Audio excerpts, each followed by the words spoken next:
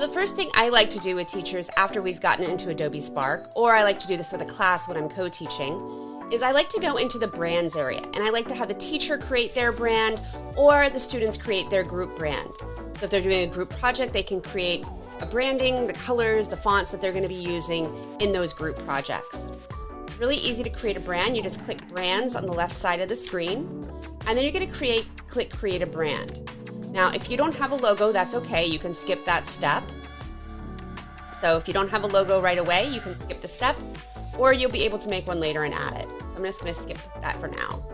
All right, then you want to pick your color. So this is going to be the main color of your brand. You'll be able to add other colors after we do the initial setup. So you can go through the rainbow and pick the color you like. I also like to use coolers.co with my students and helping them pick a palette. This can be really helpful. So to pick a palette, to create a palette with this generator, you just have to press your space bar until you find a color that you like. Maybe you like this one and you want to lock it into your brand. Then you just keep pressing the space bar until you get a couple other colors you like. And these 6-digit hex codes are what you would then enter in Adobe Spark. So if I'm happy with these 3 colors and I want this to be my brand, I will just click here to copy this code, and I'll go back over here and enter that hex code and save it. So that is going to be the main color of my brand that I'm creating. Then I need to pick a font. And so I'm going to pick Futura. I like to pick sans serif fonts. They are clean and easy to read. Sans serif fonts don't have those little tails on them like the more classic fonts. So if you're a teacher creating stuff, I highly recommend using sans serif fonts. It's going to be more readable for your students. All right, and then you're just going to say next. And you're going to give it an example, the name of your brand. There we go. Created my brand. All right, and now I'm going to be able to add more colors to it. So I can go back to that colors palette that I picked, and I can highlight that hex code, and I can add it. And then I can go back and get my third color.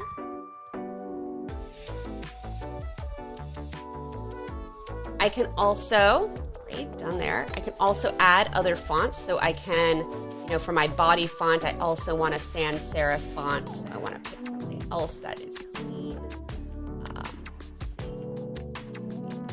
Sans, replace. So then this would be the font for my headings on my page, and this would be the font for my body. Now you can also upload fonts from another website. So maybe you download a font family from dafont.com. You can upload those fonts here, or Google Fonts as well as another place to get fonts you can upload. All right, so now I've created the base of my brand. Of course, like I said, I want to go back and add a logo that we create later. That can be a class project to create their group logo.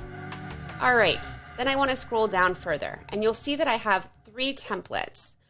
3 templates for the Adobe Spark pages and 3 templates for the videos.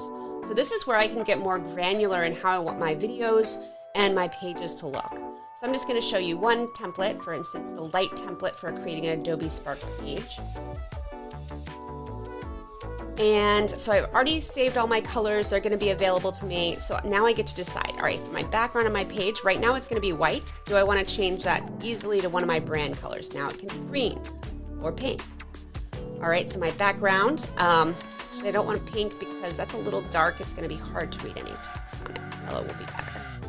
All right, then I can change my style of my title. So you can see I have several options here for the style. I like this one. And then I can deal with my colors and types of headings. So this is font heading 1. Do I like that color? Let's go with pink. It's a little bit easier to read. And again, I can change the style of the heading. Then I can do heading 2. What color do I like? Do I want it to be in all caps or not? So coming here and doing all the style choices is the first step before making a page project or a video project. Then I can also decide the style of my buttons. So I can decide I like it like that, and I want the background of a button to be pink so it stands out. So this is really where I send students first before they start adding their content. So they're going to do all of these things. Once they're happy with their template and how it looks, they just say done, and it will save. And then this template will be available to them when they make an Adobe Spark page. So first, before they get into creating, you do the the video templates or the page templates, whichever the project they're going to do, and those will be ready for them when they go to make a video or a page. The last thing I want to talk about up here is inviting people. So after the group, I recommend usually a group member or a student do all of this on their account, and then they invite their group members. So they set up the brand, working collaboratively with their group members, but only one person does it, and then they invite everyone else to be able to use that brand in the stuff they create. So that's Adobe Brand Kits 101. If you have any questions, please let me know, and hopefully this was helpful to you.